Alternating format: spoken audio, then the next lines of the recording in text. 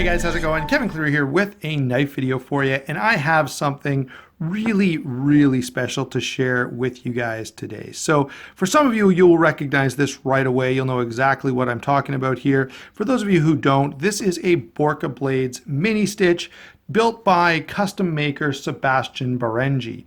Now, there's a couple of reasons that I find this knife pretty compelling. First of all, is the design is really cool. The rock grind that Sebastian does is fantastic. And this is also a knife that, while being highly recognizable, is not super easy to get a hold of, okay? You either are going to go with the custom, which is going to run you, I don't know, $1,500 to $2,000 or more, or you can go with the Microtech Borka collaboration and get the Microtech stitch. However, that is full auto, and so not legal for many of you watching, myself included, to own. I wish that Microtech would maybe someday do a manual operated stitch, but they don't seem in any rush to do that kind of thing. So for now, this is going to be the closest I'll ever get to a Borka stitch, is having my good friend Skylar lend it to me for review. And I've got to say a huge thank you to Skylar, Tiger Claw 1517 on Instagram. I will put that down in the description so you can check him out and give him a follow over there. You may want to follow me as well. I'll try to take a couple of pictures of this before I send it back to him. Now, I did mention this was the mini stitch, and I think Skylar had a method to his madness there.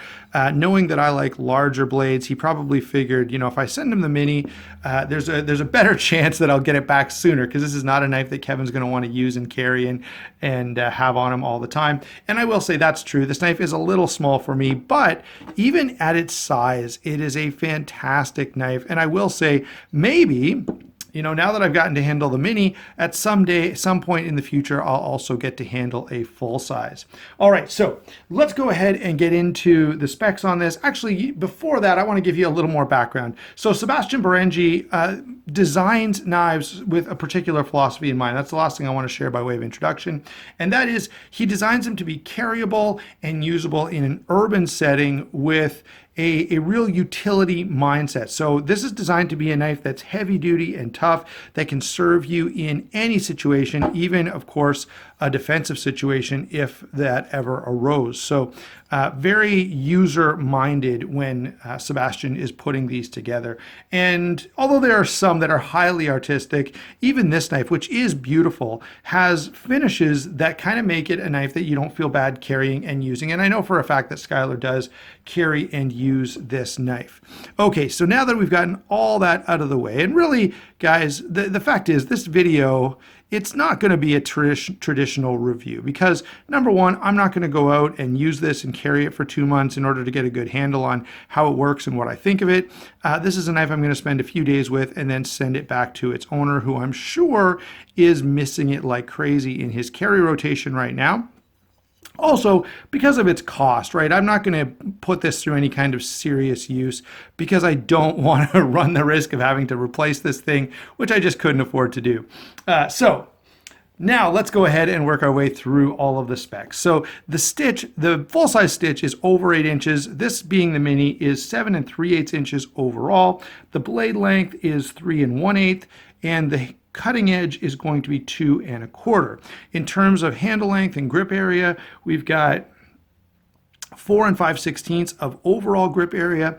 And then in terms of, I'm talking overall handle length, and then in terms of grip area, what we have here is between here. So if you're just going to consider the handle, you've got about 3 3/8 inches, and you can see I can get a hold of that.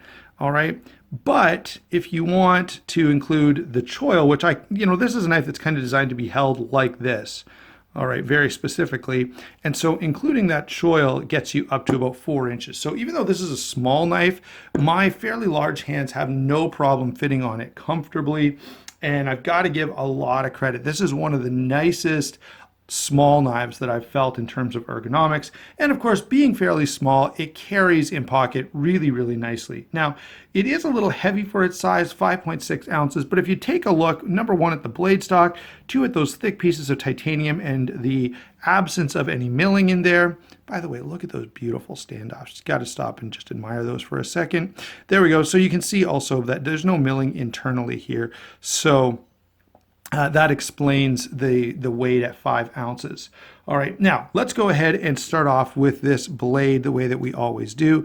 This is M390 steel. Now there are a number of variants available on this. There are ones with a top swedge here, they're DLC coated.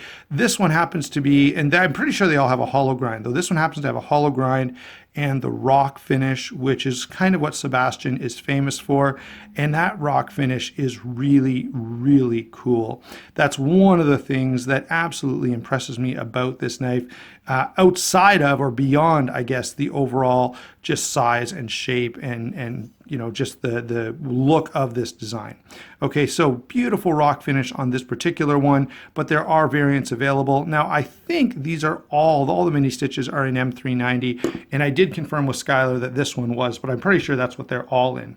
Now, in terms of cutting performance, this is definitely a very usable blade. I've said this many, many times, but if you're going to do thick blade stock, a hollow grind is a fantastic way of achieving a knife that still cuts stuff really well, and this one absolutely does. It's nice and thin behind the edge, has that beautiful sort of stonewash satin on the primary bevel here, and so just a beautiful, beautiful blade, highly functional and very tough.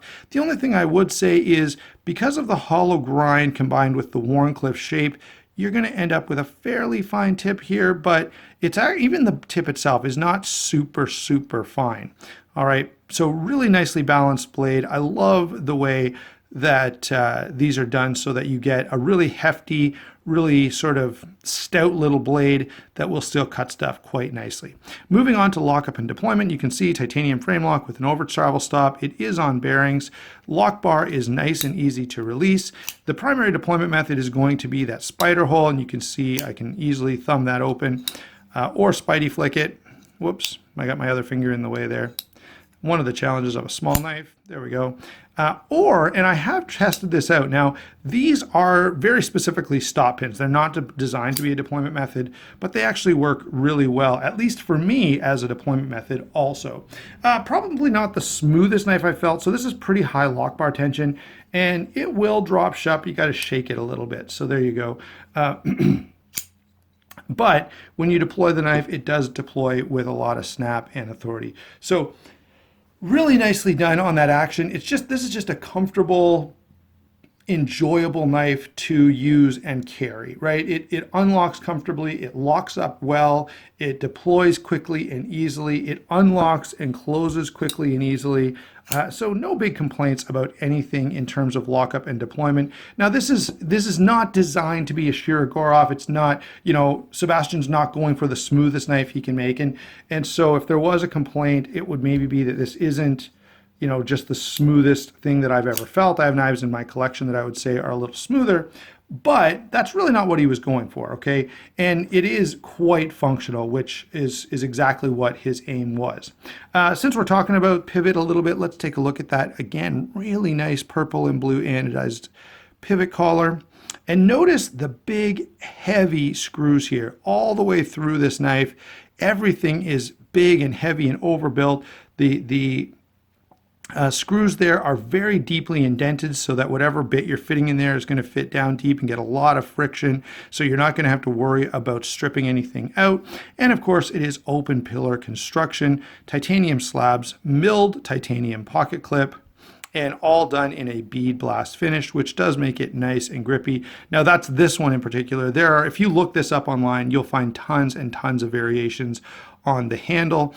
And, you know, if you were going to actually buy one of these for yourself, you'd have plenty of options in terms of what you wanted to do. And I'm sure if you commissioned a custom build, same idea. You'd have quite a few options in terms of what you wanted for a handle finish.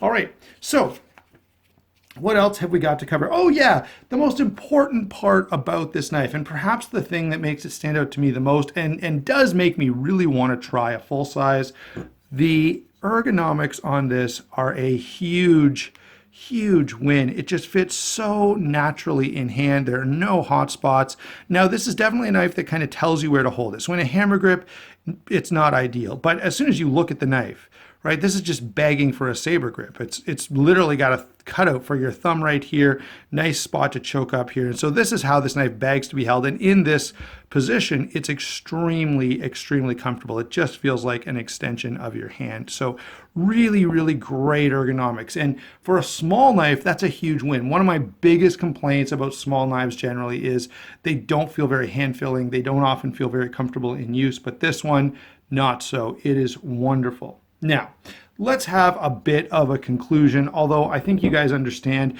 this is not a production knife, and I haven't looked at it and reviewed it as a production knife. It's not that. Okay, this is a piece of functional artwork.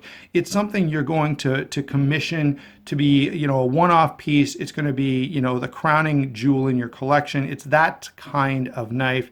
And in that position, this is fantastic, right? So if you look at this like me and think this is one of the most beautiful things you have ever seen, if you love the finishes, if you love the attention to detail, from those beautiful standoffs to the pivot collar to the rock pattern, this is a wonderful knife as far as I'm concerned. Now, the big thing here is, of course, do I recommend everyone go out and buy this? No, that would be insane. Most of us, myself included, are not into custom knives. It's a very particular marketplace that, yes, does a lot to inform and influence the production knife world. And by the way, if someone's out there watching this, Zero Tolerance, Kaiser, someone, please make a production version of this. I really need to own it in the full size, of course. But in terms of a custom knife, this is unique. It's interesting. It's, of course, all the good things that come along with a custom knife, including, if you didn't like this particular configuration, all of the options that are available out there. And a quick Google search will show you all the crazy options that you can get in this and all the crazy price points that go along with it. Thanks for watching. I hope you enjoyed this video. It's kind of a unique thing, and it's not often that I'm able to share a full custom knife with you. This is not Dr. Frunky or Jim Skeleton's channel. This is not my usual bag, but I can sure appreciate it when given the opportunity. And so, Skylar, huge thank you for allowing me to do this on behalf of myself and all the viewers who will get to watch this and enjoy it as well. For those of you who are viewers, thanks for watching. Don't forget to like and subscribe. Don't forget to check out my other videos and use some of those links to DLT or White Mountain Knives or Amazon store. All that stuff does help the channel an awful lot. Again, thanks, and we'll talk to you soon.